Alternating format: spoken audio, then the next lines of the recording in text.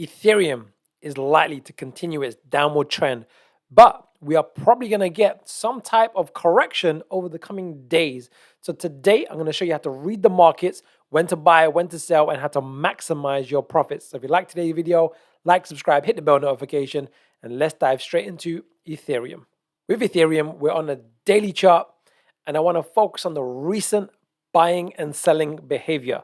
Markets tend to move in fives and threes, and when the pattern is really clear, you want to take advantage of that. So what we've seen recently with Ethereum is that the price has made a pretty clean 1, 2, 3, 4, 5.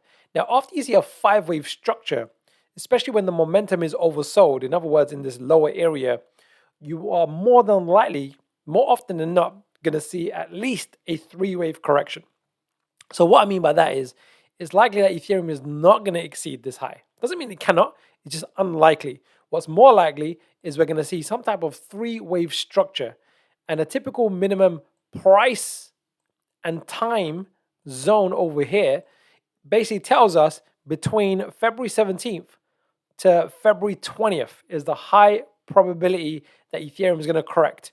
Now, what's going to happen next after the correction is the big question. Now, before I reveal that to you, I just want to let you know I've created a free membership area where I do a weekly Bitcoin report. And it's really to see what the markets are doing. And I go into a lot of detail with this report, because if you can see what Bitcoin is doing, you can see what the rest of the market is likely to be doing over the coming days and weeks. And there's some really powerful things that you want to be paying attention to. So this is free. You can get access to it pretty much straight away. Just fill in your details and you'll get access. And I update the report on a week-by-week basis when there's vital new information. So going back to Ethereum. So after a three-wave correction, if this occurs, and again, we'll keep a really close eye on this, what I would like to see is some type of three-wave correction in this price and time zone where ideally the momentum is also overbought. It means that it raises above here. And what that tells us is that we're likely to be close to a local high and that we'll see a continuation of the former trend. Now, in this case, the former trend is down, this five-wave sequence to the downside.